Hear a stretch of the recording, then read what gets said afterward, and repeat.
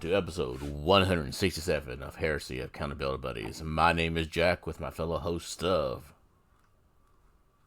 Ryan, Duncan, Jamie, and John, and Jack.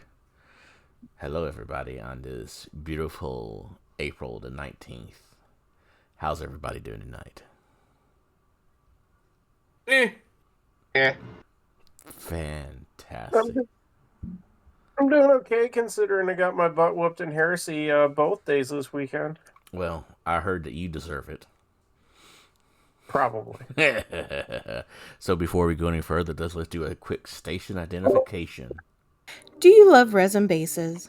Then go to our sponsor, Elric Hobbies, for all of your basing and basing accessory needs.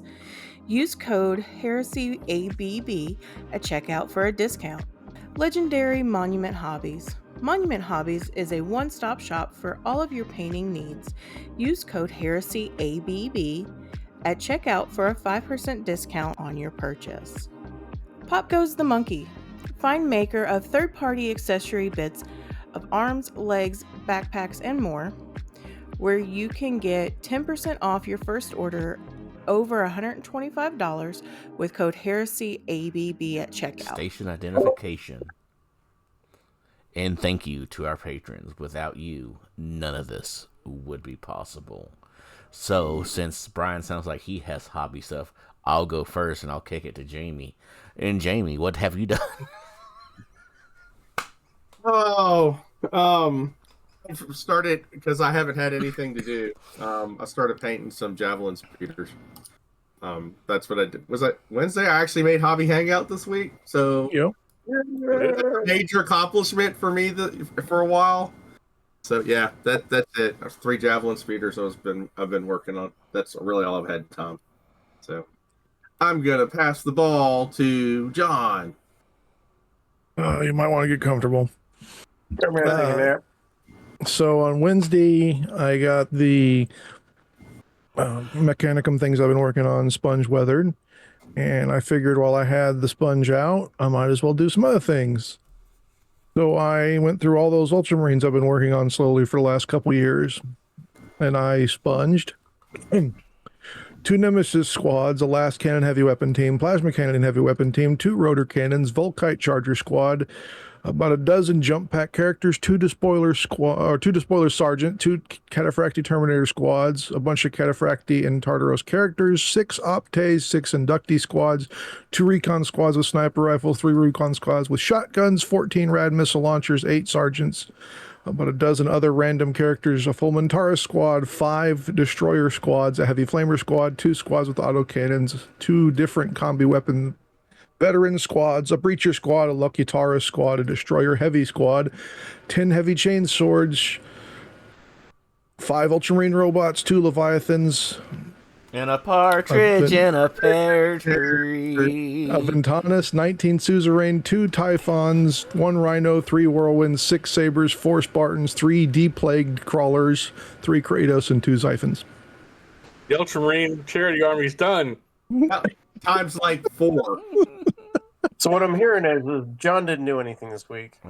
And then I was kind of looking around for stuff.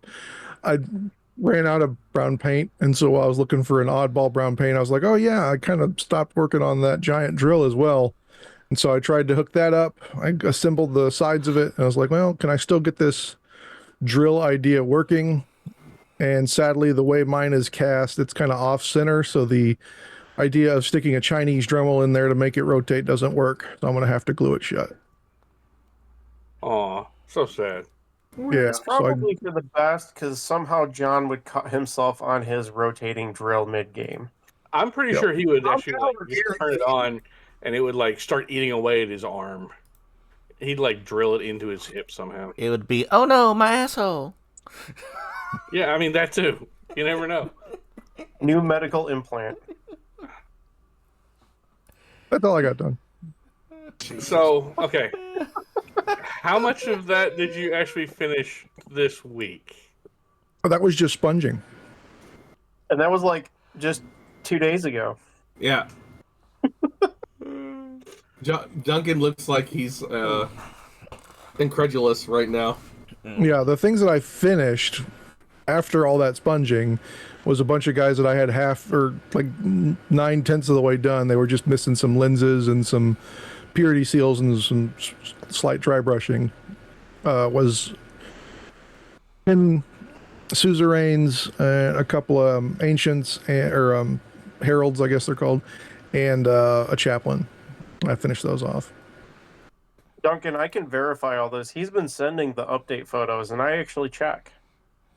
So do I. Yeah, I mean, I've seen his bots that he's been working on. They look really good. So. I'm not disagreeing that John has, and I'm just sitting here like, meh. John's a machine. All those Marines, they've been working on these things for like 2 years on and off. I just kind of pick them up when I want to work on a giant tide of blue. So now they're blued, they're decaled, they're stippled. So now I can go in and paint spot colors very slowly, and then seal them, and then do oil washes. Duncan has nothing left to really do with his Ultramarine army. Dude, I just had a crazy idea. We could have like a challenge the cast, and you have to out hobby the entire cast, and then it's really just somebody has to beat John. I mean, I thought about entering that GW paint minis thing, but they wanted you to buy new minis to paint. oh yeah, no. I was like, GW minis. Majority of these are. You know your bots are.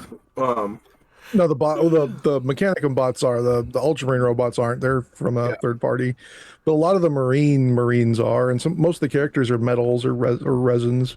Yeah. Who's next? I guess.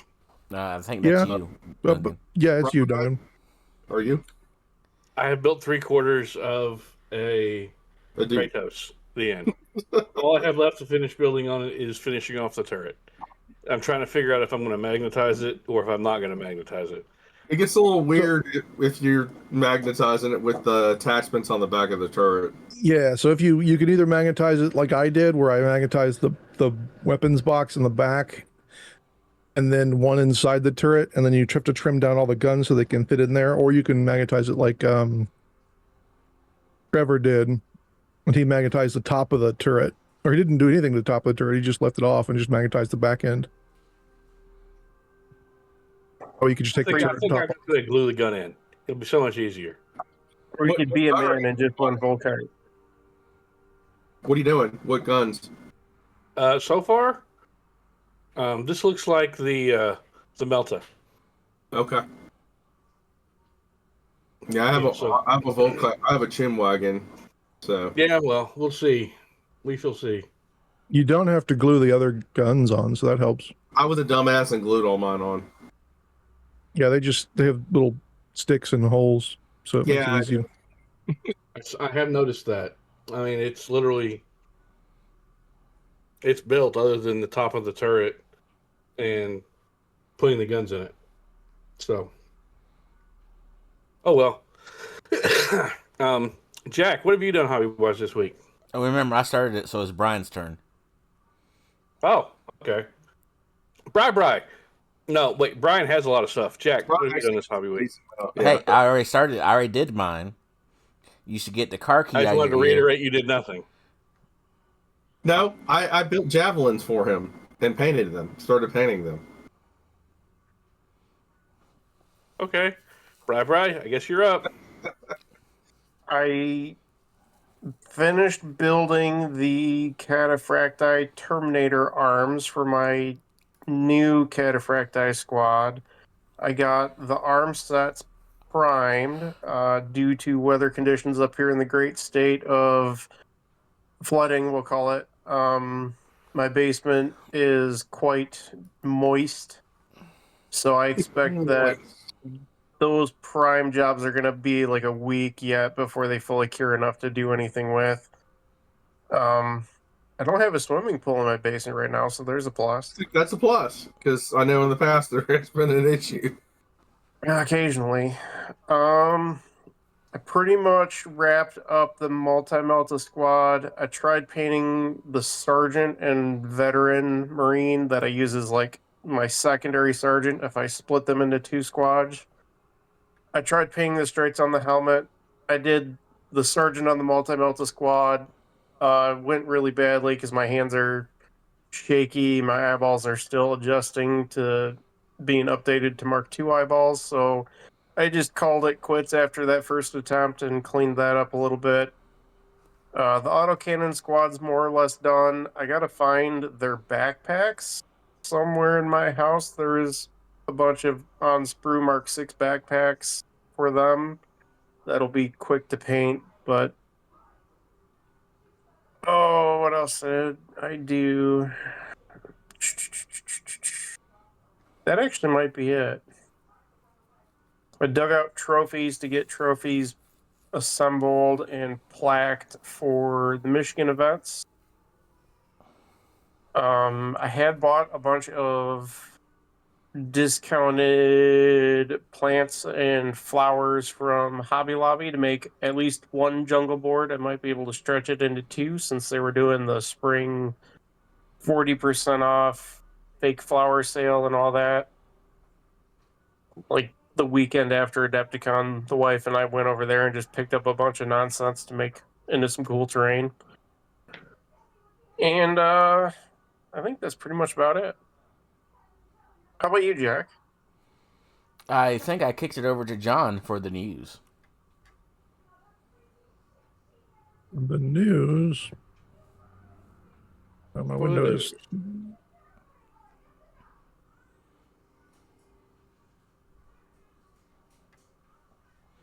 Oh my goodness! Oh, there you go. I thought I was going to have the vamp. No, just a little slow. Nothing really came out this weekend. The Spearhead City of Ash or Mordheim at Home sold out immediately. It's a limited edition release. Next week, we'll see the actual official release of all the Custodes stuff. For our previews for next week, we got all the guard stuff. We got previewed Adepticon. So we got Yarick. We got the stretch limo of death. We got the wannabe abeyant. Your cool militia commander that's mounted. And a tank box. And there's going to be some cool dice coming along with that for Yarick. Yarick dice. And some orc books. So nothing really heresy on the new release front other than the physical Custodes coming out next week. During the week, we got the Space Wolf Black Book pages. And a lot of old Warhammer games that were on GOG made it to Steam. So they can be launched with one button and without having to go in and mess with a bunch of files. So 7 old games came. Warhammer Shadow of the Horned Rat, Warhammer 40k Chaos Gate, which if you haven't, that game is awesome. Land speeders don't work. Never did. There's something Even weird. back when it was brand new. Yeah, there's something weird about pathing in that game. Just they don't work together. Final Liberation, I played the crap out of that when it came out. Man, these good old games. Rights of War. You can play Eldar Tyranids or even Gene Stealer cults back in the 90s. Warhammer Dark Omen, Fire Warrior. Yeah. One of the worst FPSs that's ever been out there. Shut your mouth.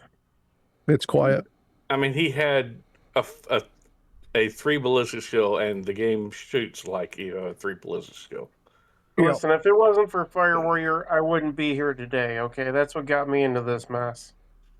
Oh, okay. All right. And then finally, Mark of Chaos, which was the kind of strategy-based, almost RTS, but 3X game. Really weird game. So yeah, all those are dropping on Steam. I went ahead and picked up a couple of them. Cool. In the merchandise front, the Custode banner is now available separately. If you didn't want to spend $100 to get it in a shirt and a jug all together at once. A bunch of Joy Toys dropped, so we've got a whole flock of Raven Guard. I believe they call it a murder. That'll make Jacob happy. Yeah, so we got a Mordathan Sergeant. We got Dark Furies and Dark Fury Chooser of the Slain. We got a Mark 6 Sergeant. Got a Mark 3 generic guy. We got a cool Dreadnought. Decked out in all the Forge World goodies. Even the legs are the right way that they used to be. And we got Corvus with Lightning Claw effects. Yay.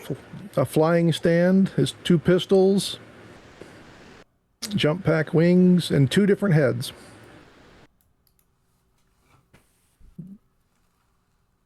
All right, I'm going to lock eyes with Jack here. Jack, we got a new Starforged item for you. Does it say $135 fucking dollars? Well, that's the cheapo version, Jack. You want to go of course it is. Because that's the game you fucking play with me now. All right, so Starforged dropped the Space Marine Deathwatch chain bracelet. So I'm going to click on the max settings here for Jack.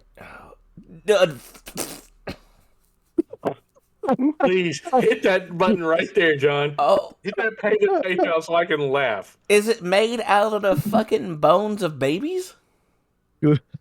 Oh, the basic version for those just listening is $135. If you want a silver chain and a silver bracelet, it's $22.79. That is American dollars. Come change. Fuck.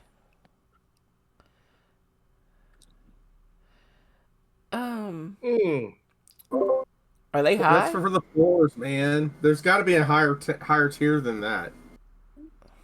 Now imagine if that was gold, they'd like double that or more. Yep. That's only like 4 3,000 point armies and 30K. Yeah.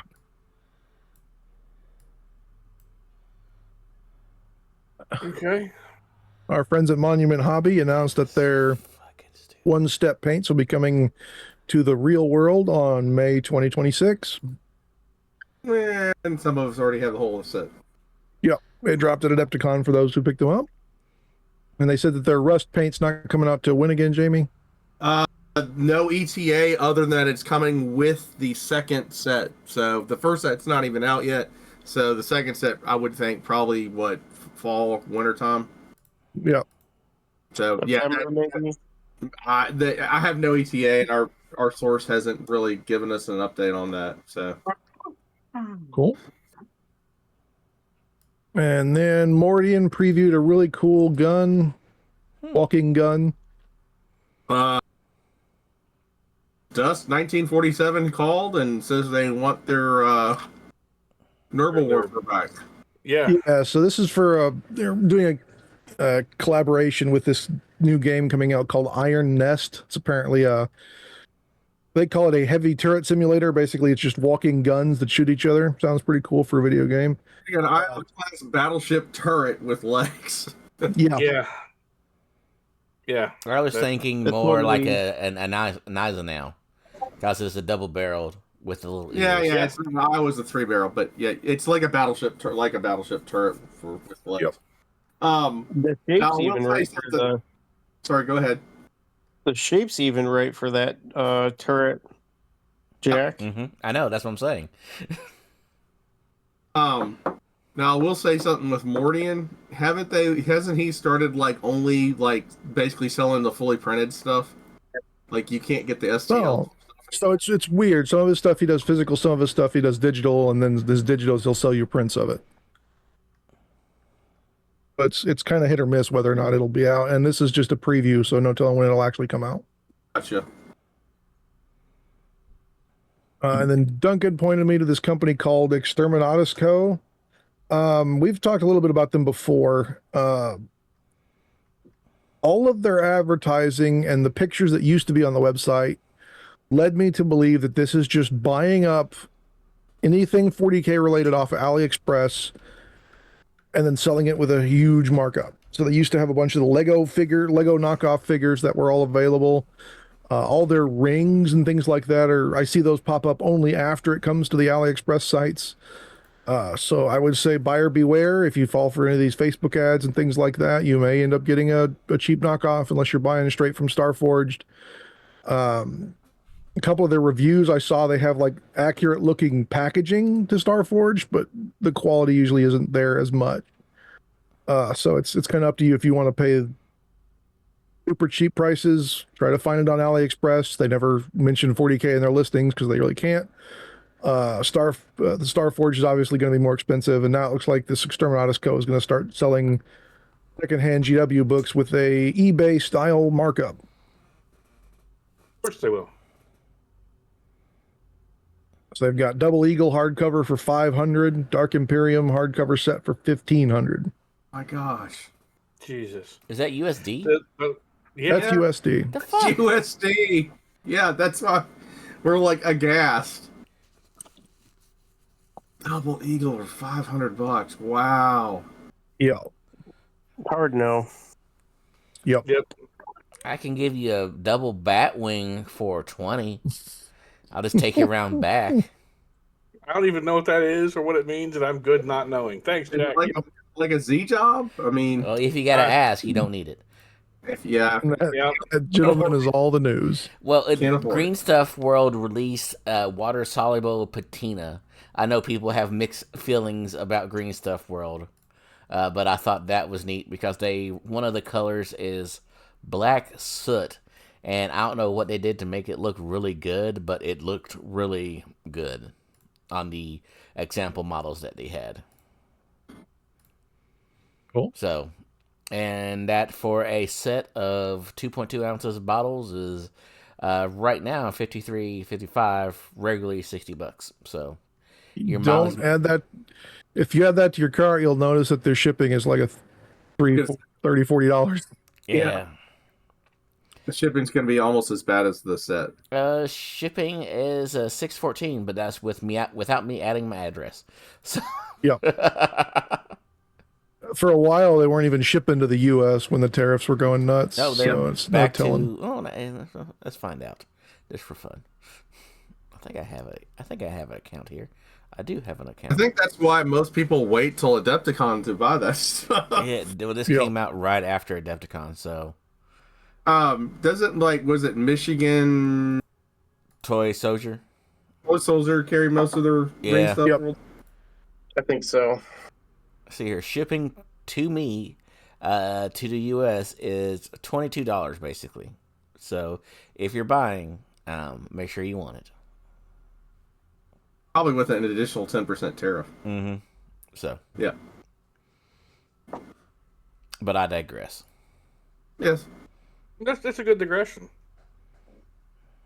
I mean, I'll accept your digression and I'll digress you back. yeah. So, topic of the night: Custodes. Yeah. John, Jack, you all have the books. I do. Well, you told me you dude. That because I can summarize it. that. Go ahead, Bri. Summarize it. Yeah, Bri can summarize. He can Yeah, do- Bri played 2 games against him. Bri, Yeah. what do you think? They're okay. End of episode. Man, Damn. Okay. Hard-hitting commentary. So,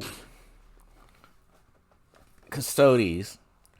I'm not going to really, for when I talk, I'm not going to keep referring back to what they did have, because, like, with a lot of things, there's been stuff that didn't have model support, technically, that are gone. It is what it is. You have, unlike the sisters, a full army in this book. They're Lego Tactica. Whenever models plus roll is routed, would gain a tactical status in the melee checks. In the resolution, sub phase, and soft phase. There's a lot of words in here. They're good. They have some unique detachments. Double dreadnought detachment, a couple troopers, and a land heavy transport. I'm not going to try to pronounce any of this because there are words. John, do you want to try to pronounce any of this stuff? Dak, you can't do any worse than me mispronouncing anything. I think everybody's Cronus Grav Carrier or the Orion Transport. I'm talking about this their detachments, which you can't see because. Oh Lord, yeah. Yeah, it's. Do you mean the Hykenati Convocation? Oh sure. What about the double dreadnought one? The Moritoi Convocation. Moritoi. Moritoi. Okay. Farinati is the Terminator one. Sure. And the Efroy. What do you say we about should get my mom? Jamie Bourbon up and have him try to pronounce this. They have their own unique detachments. In all honesty, the only one that I found myself using was the Dreadnought detachment because you could get 2 of them, and one of the Dreadnought detachment is a prime, so you can get. I was looking at the Thyron toy because I like the Terminators, but that's me. I wasn't that impressed with the Terminators, but I feel like getting 3 Dreadnoughts in one detachment is a little too good to pass up. Wait, hold on. One of those dreads is a prime, right? Yep. Mm-hmm. So you then take logistical benefit to get a 3rd dread. Yep. You get 3rd dread. Yep. I don't like this. It's fun. They're making Dreadnought great again. For who? Who's it fun for? The Dreadnought player. Yeah. Well, I think taking the Dreadnoughts probably a better choice than not taking the Dreadnoughts for the other person. Because the Dreadnoughts are good, but it's taking up a lot of points. Oh, okay. Well, that's good. They've got 2 prime advantages. Obviously, Prefect is one we covered before, but the other one that's really causing a stir with a lot of people is the Heteran Guard, which basically says you get a better Eternal Warrior for the squad. So all Custodes have Eternal Warrior 1. It makes them Eternal Warrior 2. Mm-hmm. Wait. Mm-hmm. Yeah. Does that go to a character, or does that go to all the dudes in the squad? Whatever the prime choice is. So yes. The only selections are squads. So yeah, the squad becomes Eternal Warrior 2. Oh. I fought 2 of those today. You want to know what's worse? Is the jet bikes. Eternal Warrior 2 T5 with 3 wounds. 3 up, 6 up. That can definitely be some bad time. Yeah. How about on the Terminators? What are the Terminators? Yep. Well, the Quillons are T6, 3 wounds, 2 up, 4 up, and you can give them Eternal Warrior 2 using that prime advantage. Let me guess what a bunch of travelers are going to be playing at Adepticon next year. So, getting back on course without Duncan totally routing us. The Legion list, I'm not going to sit here and go rule by rule. You have Constantine Valdor. He has a model. He's 400 points. He's still weapon skill 7. He's tough 5, wounds 5. Has all the leadership soft scores that you could possibly want, with 12s and 10s. His melee weapon is +2 strength, so he's sitting at strength 7. Critical hit 5+, duelist edge 2, impact attack modifier. So when he charges, he gets 7 attacks at strength 7 at weapon skill 7. Yeah, so let's make it easy. We're not going to read the book, but let's say you downloaded that Talons of the Emperor PDF before, right? Mm-hmm. I have the Talons of the Emperor PDF. I'm staring at it right now. All right, so what changed? Well, pretty much every weapon option is gone. When you start with the characters, the Tribune and Shield Captain both come stock with an Eternity. Well, this Tribune comes stock with an Eternity Spear that they can swap out for the new Eternity Blade and the Shield for free. Whereas the Captain comes with the Blade, they can swap to the Spear and Shield for free. The Captain can also buy Airy Shrikes. The Termies and the Spear guys are identical, except for all the Forge World weapons that went to Legacy's PDF. The Sword and Shield guys have to upgrade one of their guys to take their banner. Basically, you buy an additional guy. So you can max out at 12 in the units. Like both units can max out at 12. But the shield guy, or sorry, the banner guy loses his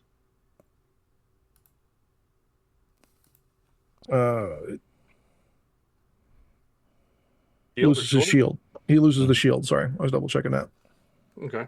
From the PDF to this, all the dreadnoughts got free smoke launchers. The Telemon Fist went up to, instead of being free, it's now 5 points. A paired fist is now 15 points. It was 10 before.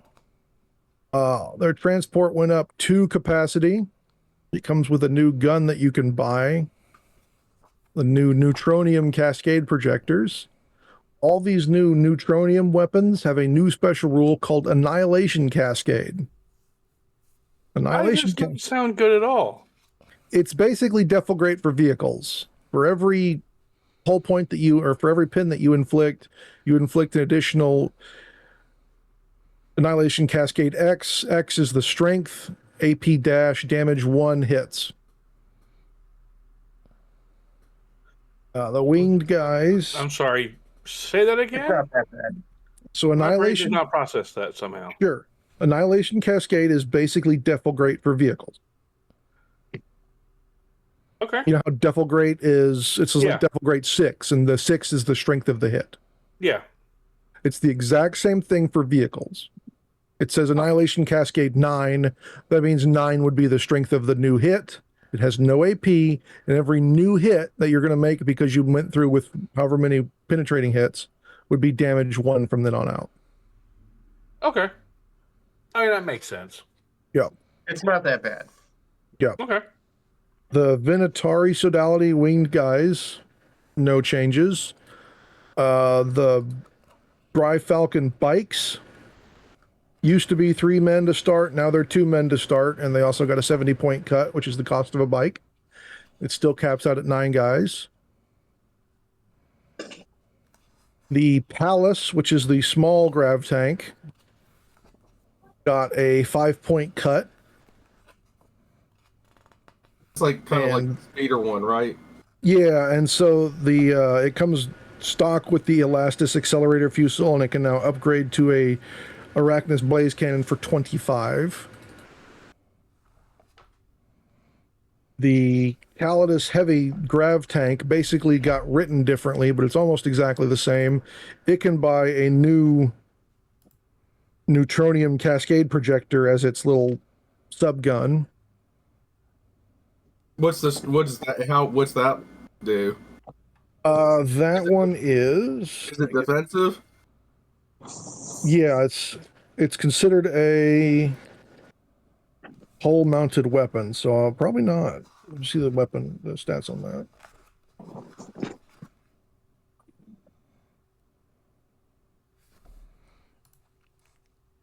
While we're sitting here with silence, the neutronium weapons are also basically super flamethrowers as well. They're all template. There's only 2 of them. They're template weapons. This one is 1 shot, strength 7, AP 3, damage 2. Template, breaching 6 up, annihilation cascade 7. So its additional penetrating hits are going to be done at strength 7, and it's phage toughness. Okay. The other neutronium weapon is on the bomber, which is a Lord of War's choice. Those are completely pointless. Yeah, it is a Hellstorm template. Strength 10, AP 3, damage 3. Reaching 4 up, Annihilation Cascade 10, phage toughness. Sounds straight up war crimes right there. Yeah.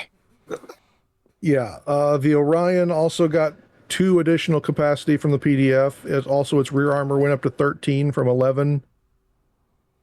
That Ares gunship went up rear armor 13 from 10 on the back before.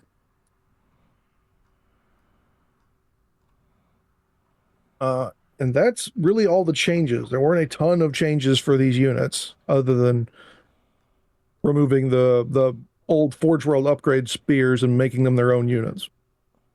Okay, question for you. One thing I noticed about the old, I guess about the Custodes in the PDF that was released for free before now, is I never saw any line, a single unit with line in that PDF. Do they have line now anywhere? They have Vanguard in a lot of places, and that's about it. Yep. Okay. It's their counterbalance still.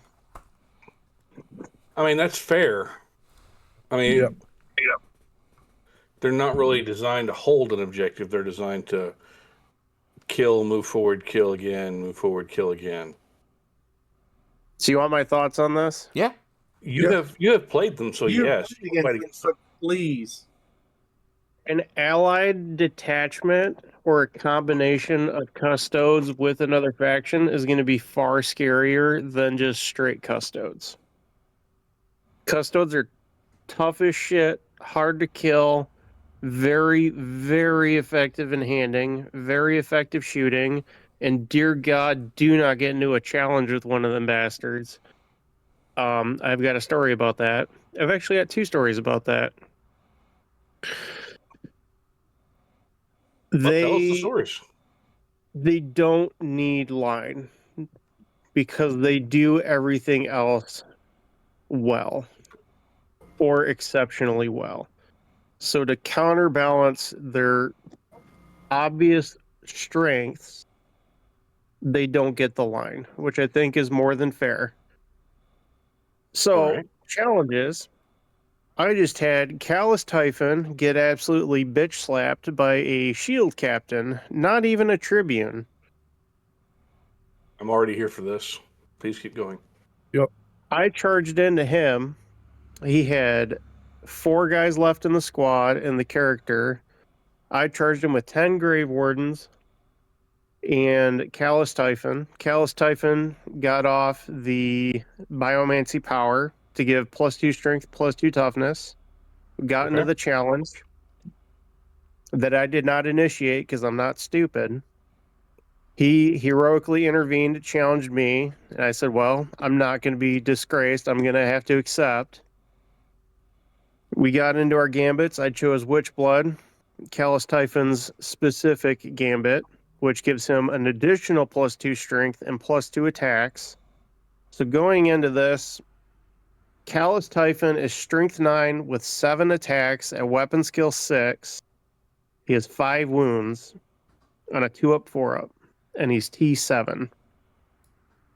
He beat me out on the focus roll, slapped me first, did 4 wounds.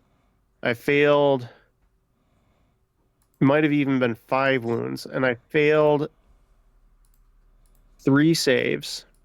It was already down 3 wounds. I swing, miss with 6 of my 7 attacks. Were you equal weapon skill? He was, I believe, still superior weapon skill. Okay. My 1 attack landed. It wounded him. I learned something today about poisoned.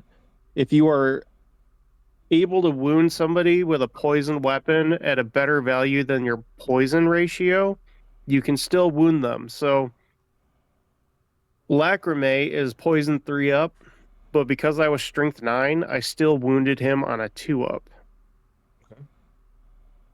So did the wound. He made his 5-up invuln. Go to the next round of combat. I'm now down -4 or 5 on the focus roll. He swings first, just murks me. No question. Okay. Do not get into an honest fight with any of them bastards. What's the I shield had captain's my- weapon skill? Anyway, it'll be the same in the 6. PDF, right? Yep. Okay. I had my Super Centurion weapon skill with 6. Barber and Resilience. He might have been primed into higher weapon skill. I'm not sure. I could see someone giving one of them the Paragon of Battle to bump them to 7. Yeah. But I got into a challenge with that guy again. This time with my Barber and Resilient Centurion with a Thunder Hammer and Cataphractii Armor. Okay. Here we go again. He wins the roll-off. All the gambits that Custodes have are very, very handy, by the way. He swings first, does 3 wounds to me the hard way, 1 at a time, because I'm Eternal Warrior 2 to his Eternal Warrior 1. I swing back at him, do maybe a wound. He saves it. We go next round, just murks me. Do not get into challenges with Custodes.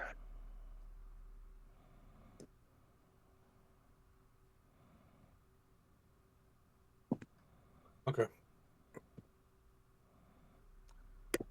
So speaking of someone who loves challenges and loves that little mini game that we play, as everyone obviously is going to know, Callous Typhon is one guy who's not a great duelist, but he's definitely a potent one. And your Barber and Resilience guy is a meat. He just does not die.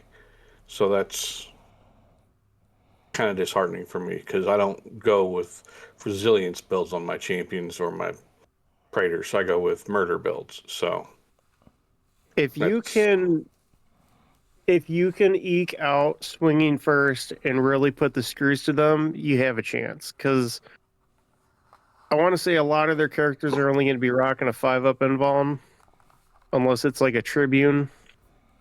The Shield Captain has a 4-up too. Oh, does he? Mm-hmm. Never mind. Ooh. Do they have Eternal Warrior base? Eternal Shield Captain? Yeah. 1 for the Shield Captain, 2 for the Tribune. Okay. So you're doing it the hard way regardless. Yeah.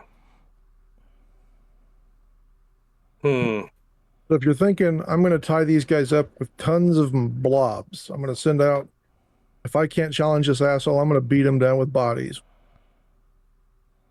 All of the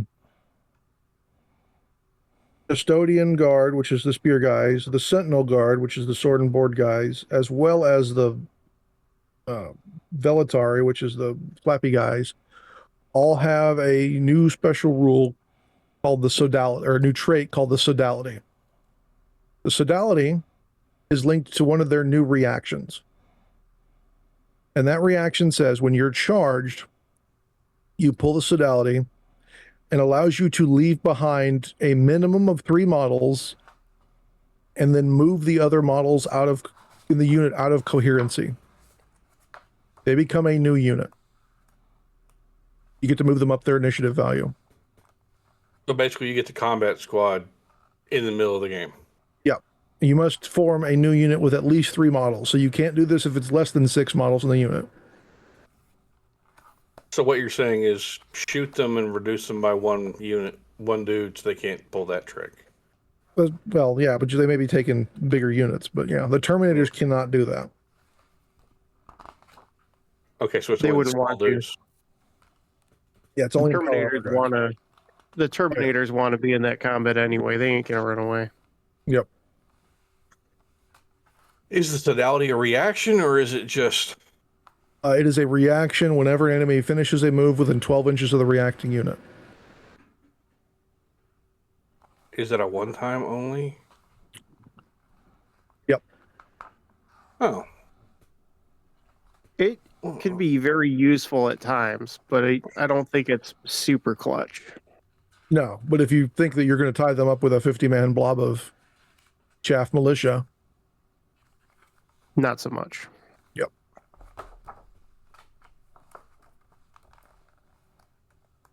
So the basic, generic, most bog standard Centurion comes in at movement 7 or 8, weapon skill 5, ballistic skill 5 also?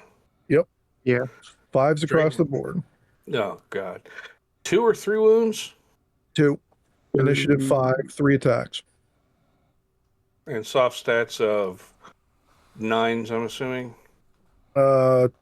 10, 10, 8, 8. Okay.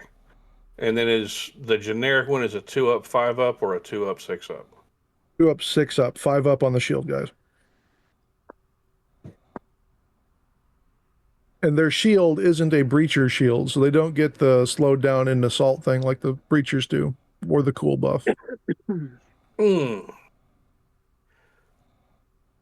Even their Terminators are quick on foot. Yeah, the Terminators are move 7. And they're not heavy. Yep. Okay. So no matter what, you're shooting at something. Yeah, they're heavy. Are they? Yeah, infantry heavy. Then I got robbed a little bit, but that's okay. So you're shooting generically at stuff that's tougher than you, for the most part, with the regular Marine squad. Yep. You're hitting them on 5s. Sorry, if you're shooting at them with bolters, you're hitting them on 3s. You get your regular 20 shots. You're gonna hit roughly 15-ish. You're gonna wound approximately a third of the time. And they're going to save all but 1 on a regular fire round. Yep. If you're firing on with heavier weapons, the numbers get skewed. And in my favorite game, they're going to strike first in close combat, even against things that are elites that have like impact initiative, like the Night Raptors. Do they still have that wonky rule where if your weapon skill 5, they get better to hit you or whatever? No. No. Oh, thank God. That at least is something. So then you hit on 4s, then you're going to be wounding on 4s.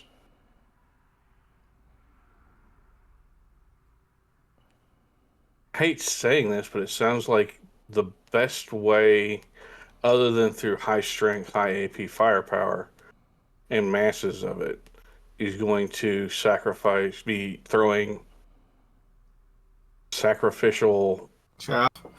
No, like your elite close combat guys into close combat with them. You're going to sacrifice a close combat unit that's probably going to be built up and heavy points wise to murk a squad of 6 or 8 dudes, and that just doesn't sound good. That sounds like an unpleasant trade-off. One of your elites versus one of their chaff. I will further espouse on this. And the reason why a combination army of Custodes allied with anybody else is more scary than just straight Custodes. Yeah. I played against 2 guys that were teamed up against me. They ran 2K each. I ran 4K. At 2,000 points, the Custodes player, Lucas, he had 1 vehicle, some characters, a 6-man sword and board squad, 6-man spear squad, 6 Aquilon Terminators, and 6 of the Jumpy Boys. I think he had 28 or 27 models total at 2,000 points. That is something that I can deal with, and I can whittle down with all the various means of firepower. Because with having the prime advantage giving me Eternal Warrior 2, just bank on the fact that you are going to have to take every single wound the hard way. There's not a lot of things in the game that inherently give you more than 4 damage from 1 pop. And I even ran one of those. I had a Typhon Siege tank, and it still was not really doing much against the Aquilon. I killed half the Aquilon Terminators, and the only reason I did that is because I had autocannons that just unloaded into them for 3 turns. Or 2 turns. 2 turns. They're also, I mean, while they're fast, they don't have default deep strike on a lot of stuff. They have to buy the airy strikes on the shield captain, which allows any unit he joins to deep strike, and it's 50 points extra. And they're the generic Centurion types. Yeah. As the shield captain. Yeah. Okay. It comes stock on the Tribune, but They're only going to You be can deep striking as much as they have, logically, can as much as they have command choices. And you can still only really deep strike one thing a turn. Yep. And then it's not really useful that turn. So you really don't get to play with whatever you deep strike for most of the game. You get half the game with it. Yep. And the way to really counterplay them is the same way you would deny any army that has a lot of vanguard. Don't be on objectives when they come at you and they can't score points. They'll kill you, for sure. Yeah, use reaction to move away and get off the objective.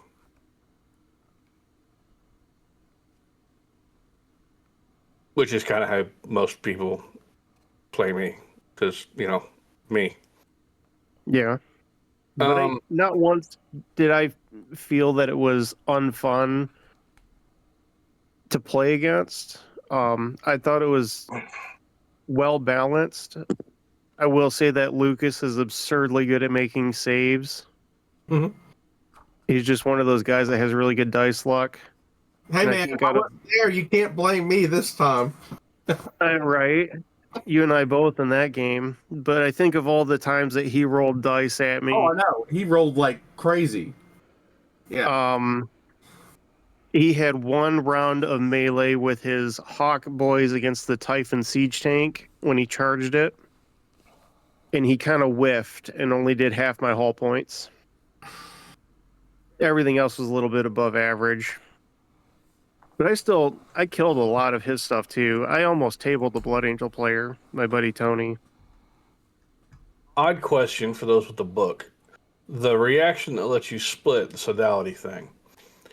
When you do that, do you move both sections of guys who you do that to? Or do you only move the guys who split off? Just the new unit.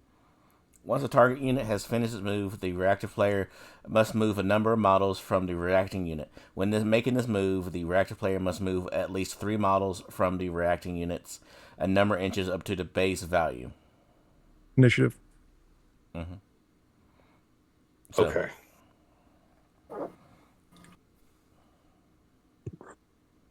Okay, so you only get to basically make a free move with one of those two.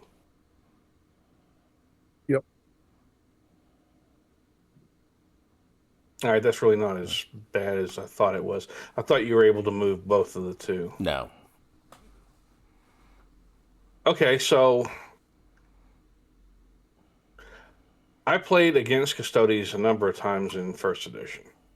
Custodes at first were an atrocity to play against when they first dropped. They were small elite units, but they had ridiculous amount of saves. They had a ridiculous amount of toughness and wounds. And it was next to impossible to murk them with a dedicated gun line like my horrible gun line I had. It was atrocious trying to fight them. So, when they finally did get murked a little bit and they got toned down some, they weren't quite as objectionable, but they were still not pleasant to play against. Second edition, I don't think anyone really complained about playing against Custodes, and honestly, I didn't really see a lot of Custodes in second edition. They were too slow. Else? Yeah, they needed their transports in second. Okay, that's fair. This year at Adepticon, I saw a fairly hefty amount of people playing Custodes. Jamie says 4. I saw 4 in the 2,000 point event, the team one.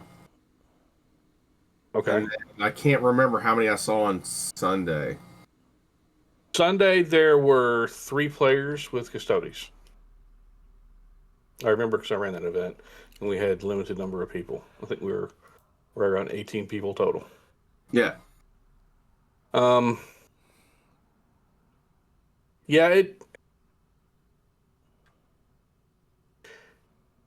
it sounds like yet again this is going to be another example of a small model count army that are each individually durable and hard to remove, but once you start picking off their heaviest chunks, it's gonna be less and less effective based on the low model count, the lack of line, and counterplay leading to how you have to play against them to have a functional way of beating them. Seekers are going to cause problems for them. Yeah, I would say Seekers would. I'd say anything really with a lot of breaching. So 1,000 Suns would be a nasty thing to throw at them too. Yeah. But I don't think they're in a bad spot. I think they're a very healthy army right now. Yeah, I mean, you can still status them. Can you? I thought you said at the beginning that they were immune to statuses. So, they're not. They're immune to some statuses. Just routed. They can't be routed out of combat. Yeah. Is that it? Yeah. They can still have the other statuses? Mm-hmm. That is it. And they can be routed by shooting as well. Okay, well that's not bad. And you said their soft stats for the regular generic dudes are 10, 10, 9, 9? Yep. It's not unachievable. It's just more difficult. 10, 10, 8, 8 on the lines and the Terminators. Or I say line, but either basic squad is 10, 10, 8, 8. But I think that they're in a really happy spot and that this rule set better accounts for them being a small model count elite army that is both effective, but you will feel those losses as the game goes on. If you suffer too many casualties as a Custodes player, you're going to have a hard time. And their vehicles are still susceptible to anything else that would normally hurt vehicles. I tried a 9-man Melt-A-Gun squad in a pod this time. Yeah. I will tell you that is a very effective unit for a very many problem. They're a great anti-Fellblade device or any other vehicle that's causing you grief, or even just about anything in the game except for an Eternal Warrior 2 Custodes squad, because they will be probably picking up whole dudes. Against like AV 14 or 13, a 9 or 10-man Melt-A-Gun squad in a pod for the sub 300 points that they are, you will pretty much guarantee to kill any vehicle in the game that you will see in a 3,000 point game, even a Fellblade. So it's like the return of the Suicide Meltivets. In a way. Okay. But you don't get them till turn 2 at the very earliest. Custodes have war gear that makes it harder to get them in. But they're still a viable squad. And I was talking shit with Gabe Wednesday. An actual use case scenario for a Leviathan Dreadnought in this edition. Take that Leviathan Dreadnought, give him the Melta arms, and throw him in a Dread pod. He's still relatively cheap, but it's 6 Melta shots that you are pretty much guaranteed to get the Melta value out of, even at range 8, because your Deep Strike does not scatter. So you plop that pod down, he hops out, he burns something to death, and then he just becomes a problem in their backfield that they have to do something with. And he's more survivable than multi-Melta Marines or Melt-A-Gun Marines. Yeah. Well, most of their units also have the special rule lightning blows. On the unit or the turn that they charge, they gain critical hit 6 up until the end of the assault phase. Yeah, I had that used against me. That one hurt. On the turn they charge or are charged? If they make a successful charge.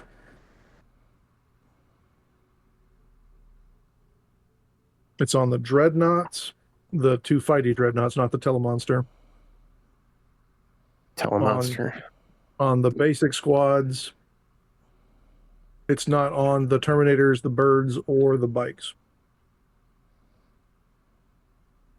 So Spears have it, Sword and Boards have it. Dreads have it. I mean, that's not bad. I mean,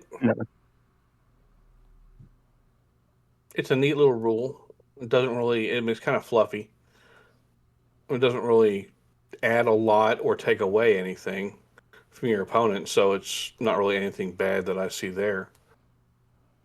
It just further reinforces that if you are going to get into a fist fight with them guys, you want it to be on your terms and you want to be the initiator. That's definitely the way it's sounding. You'll probably still lose, but you still want to be that guy.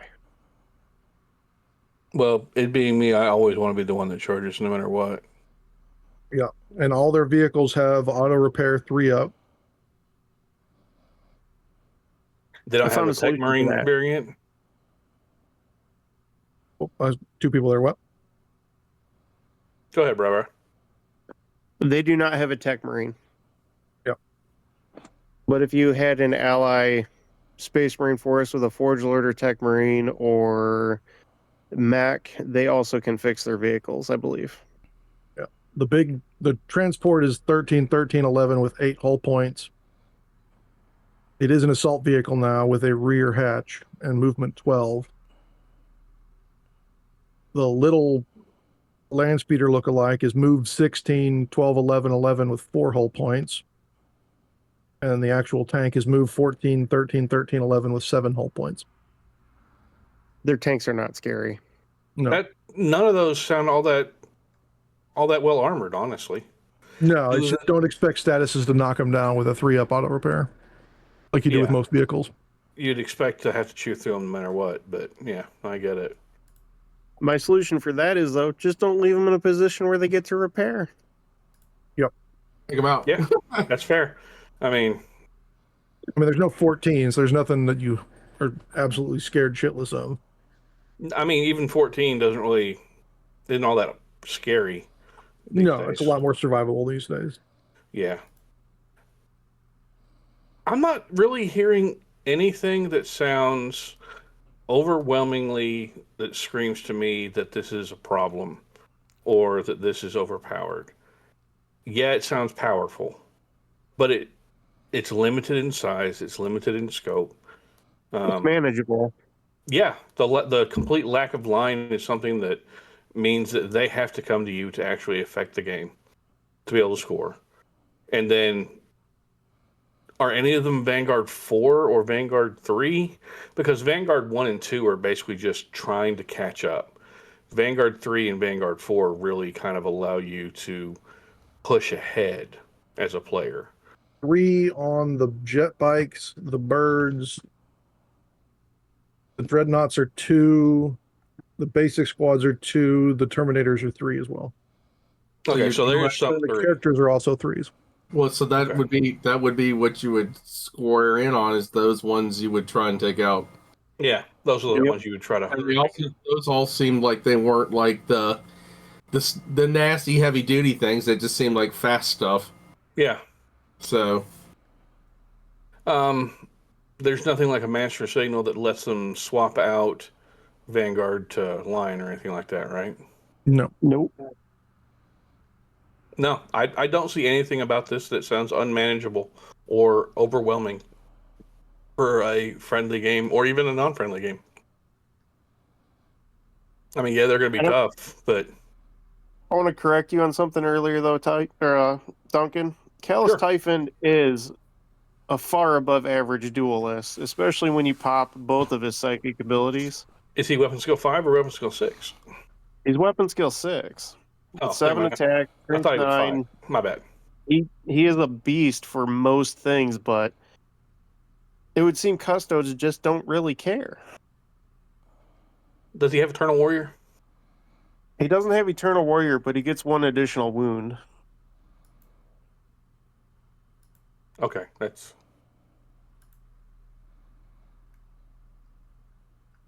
Okay. His weapon is initiative -1, AP2, damage 2. Or alternatively, he can use the Biomancy melee psychic power as well. Psychic weapon, I should say. I'm not saying he's bad, but with multi-damage wounds coming at him from someone with a higher weapon skill or equal weapon skill, it just definitely feels kind of... Their duelists are definitely going to be bad. there is no unnamed character outside of Custodes that I would be scared of with him in a duel. I'm scared of Sigismund.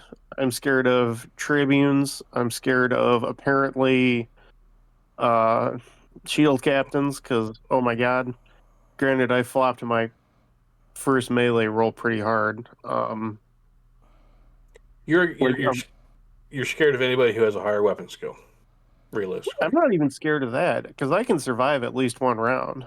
I'm scared of things that I can't end that combat in 1 or 2 rounds of combat. that's fair. That's a fair way of looking at it.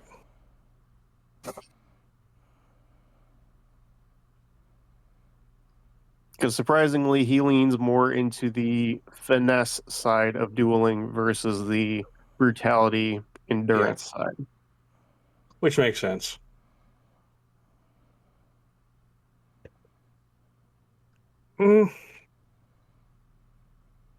I'm dueling. I'm kind of up in the air on, Well, just purely because of the speaking way of that dueling, they sound like. Yeah. they've got 4 gambits. Okay, let's hear these. The Raptor's Surge grants additional attacks based on the number of enemy models in combat.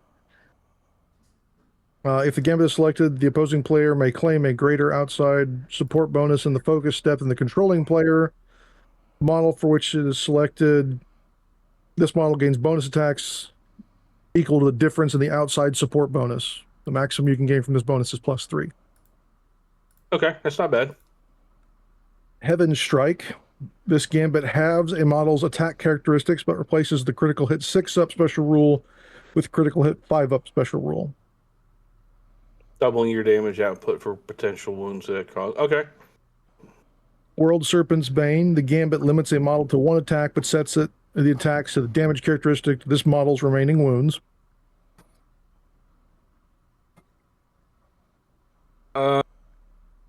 And a shield captain comes with 3 or 4 wounds. 3. And a tribune comes with 4. 5. Okay, so basically 1 swing at D5 Right. for. Okay, I mean, But it's going to be with gimmicky, but not bad. Right, but if it's on a Tribune or Shield Captain, it'll be with the Eternity weapons.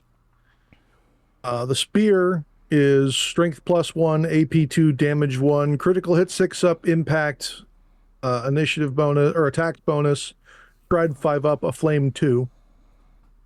All right, so that pretty much, That's- if they swing that first and they hit that first and you fail that save and you're a console, you're going to die. Yeah, and then the Eternity Blade, which is the upgrade that comes with a shield, Initiative bonus, Initiative 1, Strength 1, AP 2, Damage 1, Critical Hit 6-up, Duelist Edge 1, Shred 4-up, a Flame 2. You get an extra attack for using your base initiative, or using a slightly lower initiative. If you're cut down to 1 wound or 1 attack, the bonus attack doesn't matter, but the rest of it still does. Okay, so what's the 4th one? Stone's Aegis. This gambit modifies the model's toughness by +1, but causes wound tests made for it to fail on a 1 or 2. You have to have the shield trait to take this. If this gambit is selected, the model for which this was selected gains +1 toughness for the duration of the strike step, but any wound test made for that model in the same strike step fail on a 1 or a 2.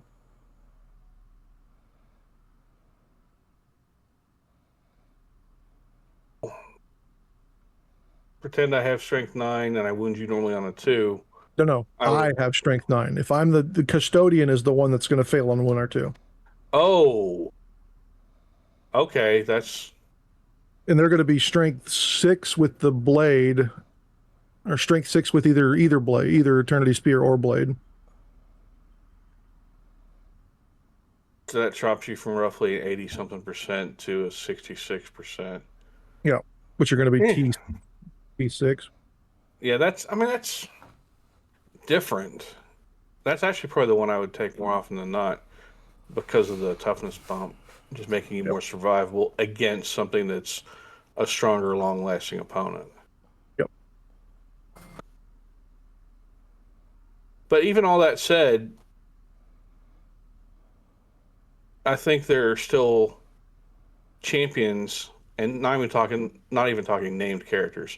I still think there's a lot of champion characters out there where people are throwing Paragon of Battle to make them weapon skill 7. I think those are still likely to be a way that someone could reliably chip down a Custodes shield captain in a challenge. Just taking a flurry of blows, getting the extra attacks that way, hoping to win the roll off for initiative. And how many points are those guys? The Custodes?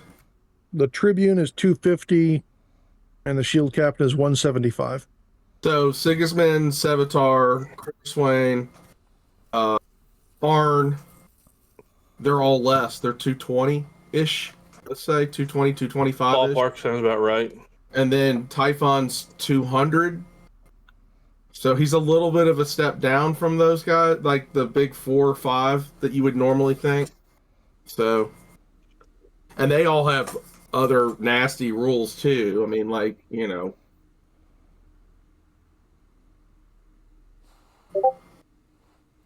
My nasty Centurion with the Paragon Blade.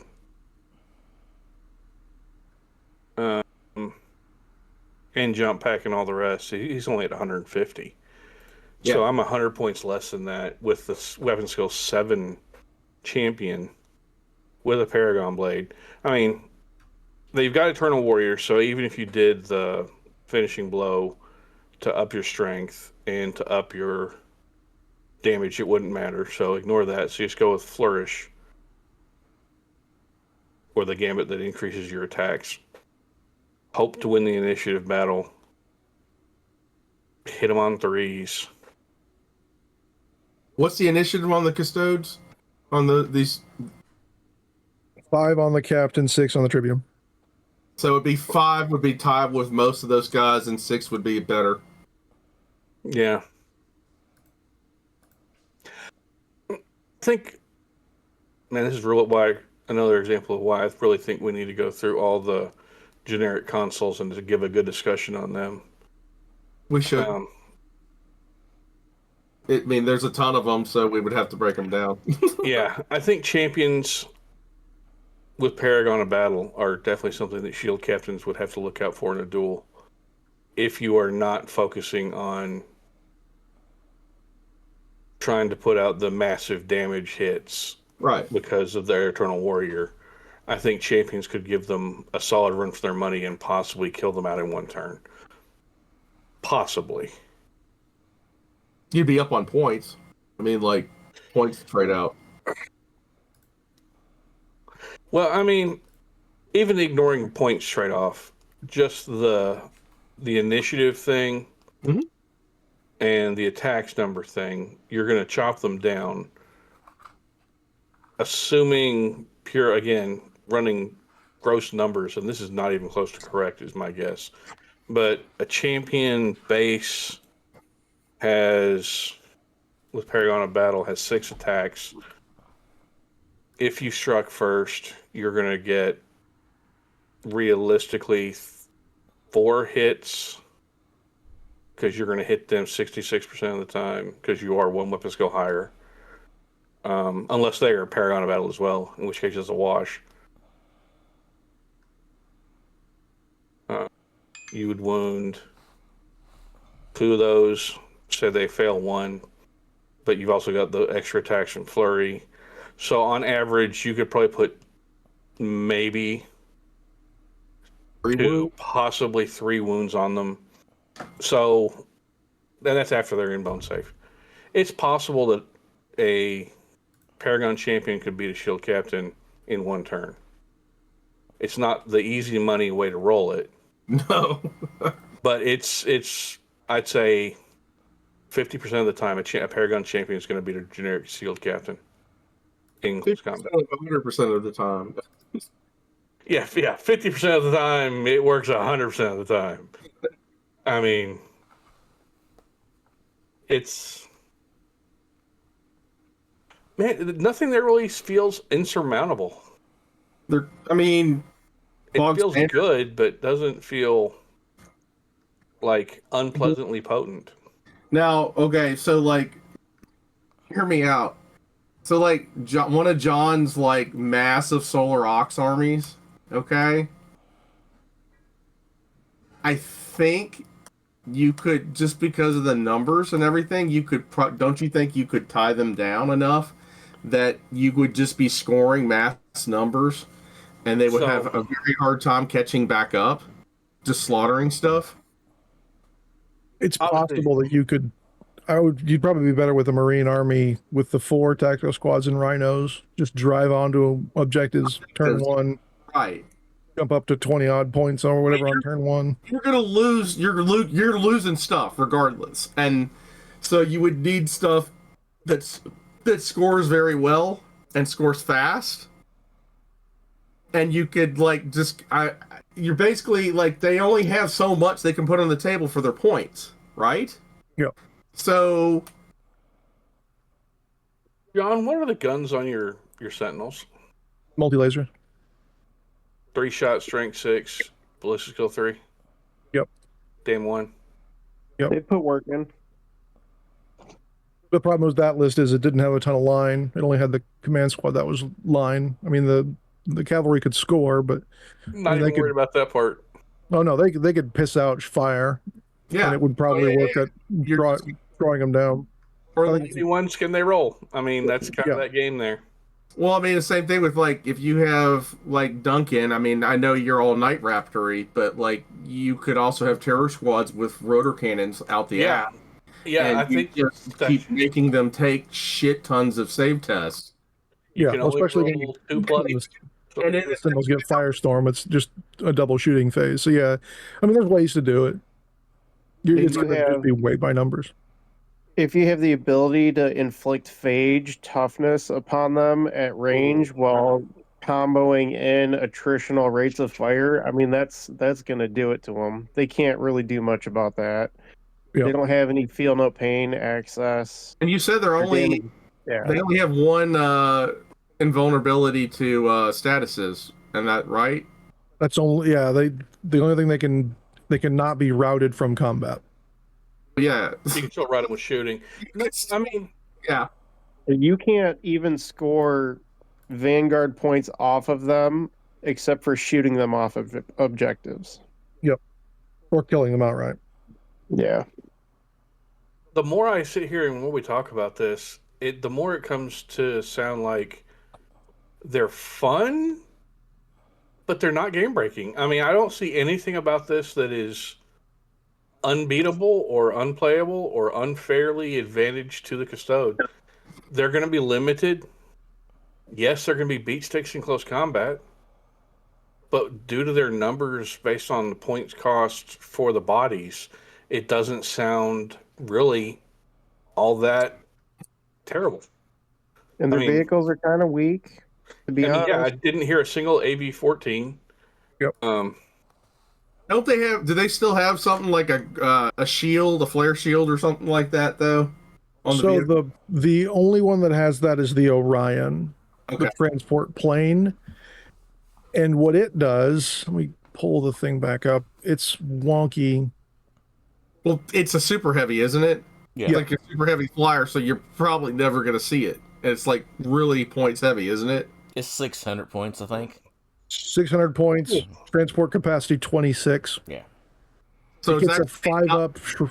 It gets a 5-up shrouded against the first penetrating hit, and then that only the first penetrating hit each turn. But then that refreshes every time it comes back out of aerial reserves. Okay. But it's a flyer, and they suffer from the problem that all flyers do right now: lack of being able to control board or remain on the table. Well, it sounds like probably doing it wrong. It sounds like maybe not as good Thunderhawk. Pretty much, yeah. It's a more expensive. It's got decent guns on it. It's got. Well, I expect that, but yeah, it's not as good as a Thunderhawk, basically. Okay.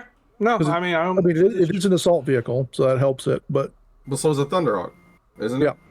Yeah, and the Thunderhawk has ramps in front and the side and the back. So. Yeah. 360 no scope. Yeah, and the Orion is only backdoor. Right. Okay.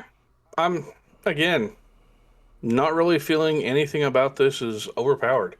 So They're sounding here's what specialized, but not overpowered.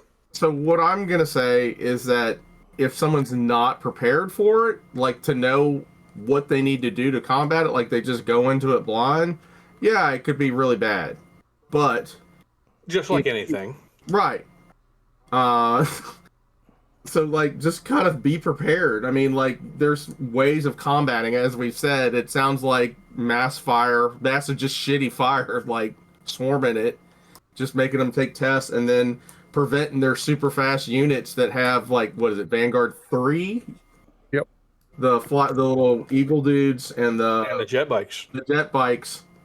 If you can knock those out, they're not going to be able to catch up if you, as John said, you put 3 to 4 rhinos for the attack squads on objectives and just keep scoring, And it sounds like the easy way to affect them is just the standard good old-fashioned warheads on foreheads.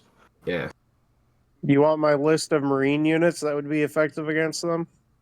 Shoot, let's go for it, man. Sure. Fire away. Typhon, siege tank, the 5-inch, 8 or 6 damage, pie plate. If you get breaching or if they fail the armor save off that, that's going to hurt them. Autocannon squads are going to hurt them. That's what I did the most damage with, because you have volume of fire, medium weight fire, with the chance of a lot of breaching. Heavy bolter squads will do the trick, I think, too, especially for on a budget. Volkite squads will also do it, especially your heavy Volkite squads. If they're not Eternal Warrior 2 Custodes, multi-melta squads at range, or danger close meltagun squads that will inevitably die the next turn, will kill some dudes.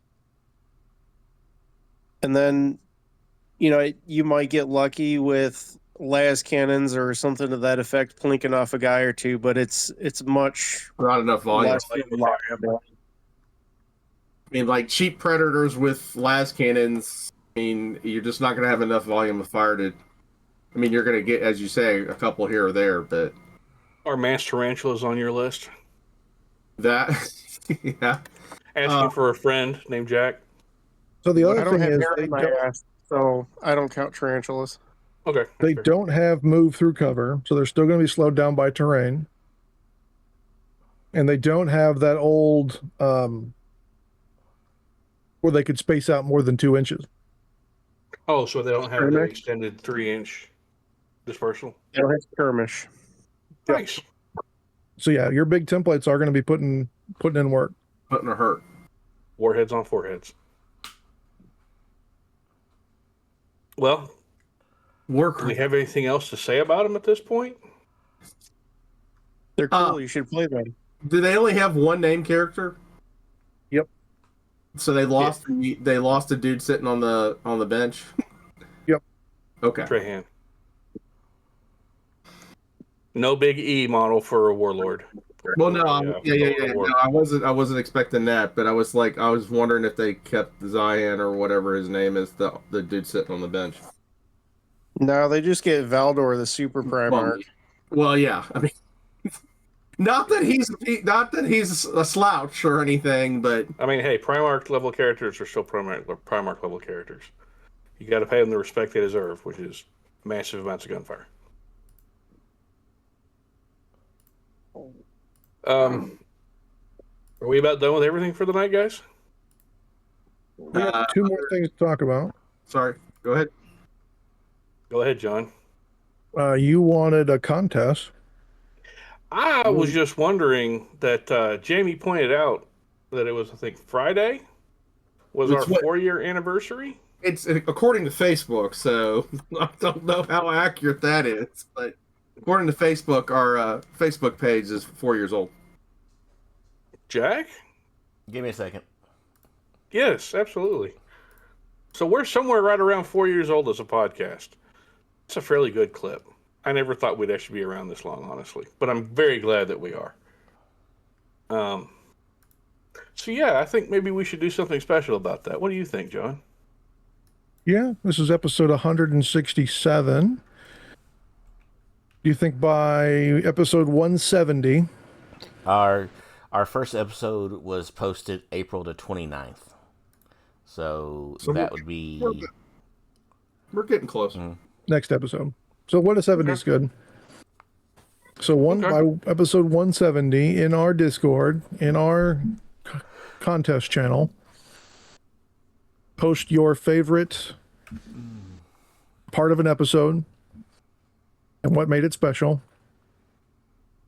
So like, I really liked how in episode 161 y'all went through Cyber 3G because I didn't understand how robots go beep boop. Something like that. That one specifically will be taken away. But if you do that by 170, we will pick one lucky winner to win a variable speed rotary toolkit. Legally distinct Dremel. Legally distinct. Yeah, legally distinct Dremel. It is plug-in powered, but it also comes with the flexi shaft attachment and a bunch of other stuff. Full kit. Cool. That's neat. I think that's something cool to give away. I wonder if there's anything I have on my wall of shame that I can throw into that as well. I was going to hold out till we got closer to the big 200, but... Oh, yeah, the big 200, we've got to do something special for. No, I've got ideas. I want to do, so... I think we all have... Signed merchandise.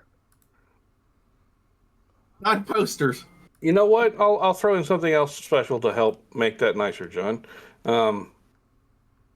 Whoever we draw, we'll also throw them a free T-shirt of their choice from our catalog. How's that sound?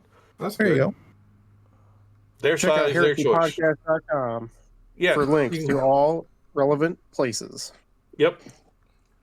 And I'll see if I can go about getting the other art added on there, since maybe their website will not be funky this time when I try making it on there.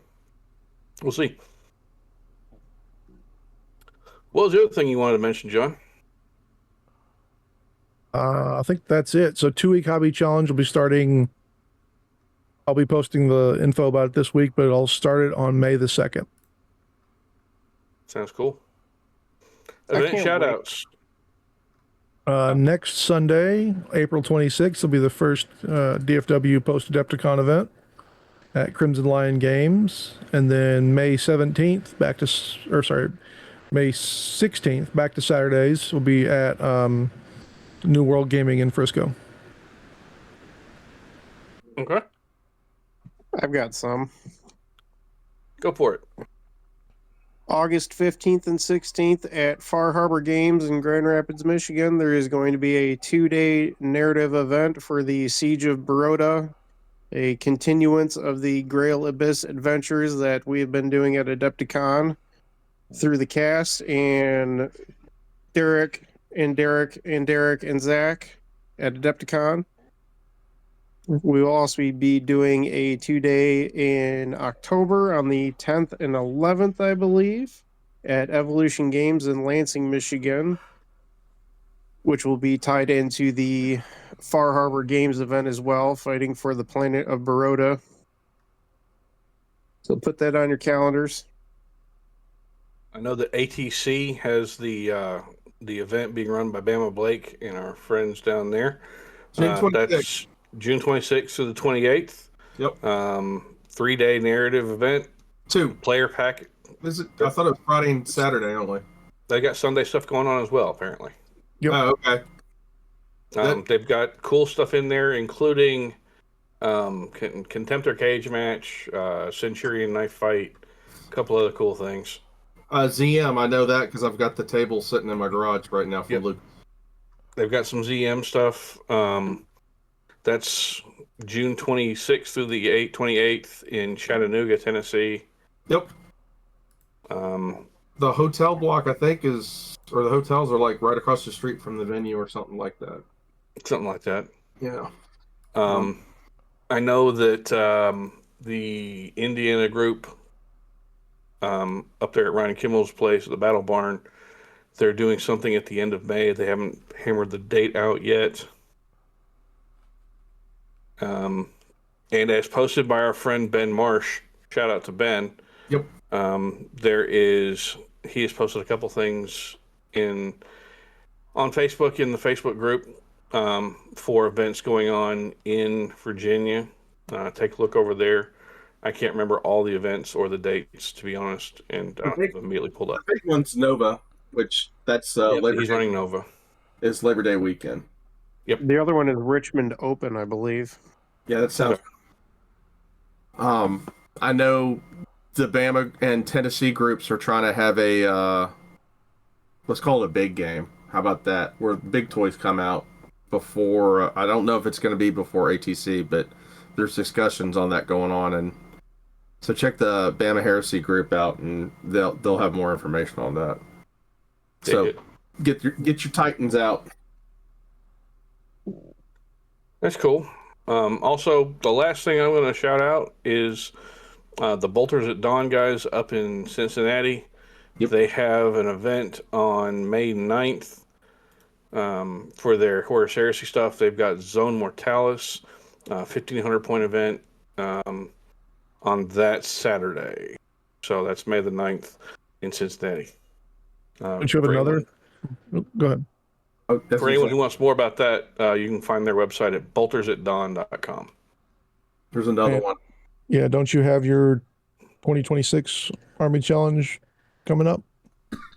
Yeah, the 2026 Army Challenge for round 2 ends at the end of this month.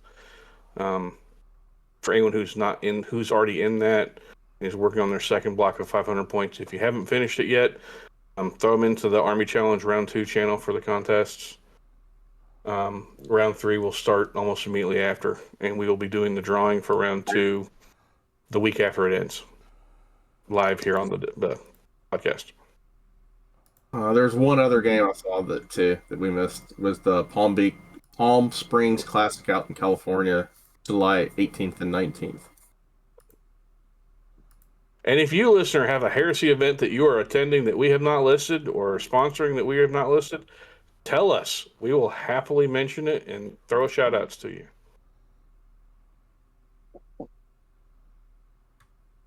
Anybody got anything else?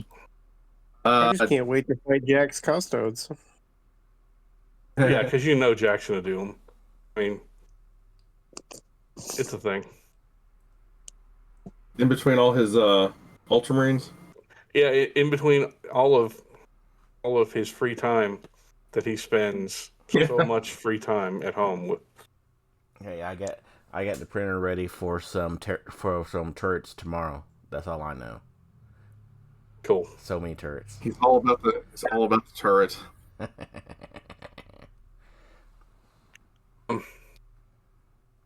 Jack, you want to tell John to do that thing? Hey, John, guess what? Thanks, everybody, for joining us on the 167th episode of the Heresy Accountabilibuddies Podcast. John, and I've been joined by Ryan, Duncan, Jack, and Jamie. Whee! Always remember to stay accountable yourselves, to your buddies, and your hobby, and we'll talk to you next time. Oh, I guess let's stop this. Like and subscribe, and see ya.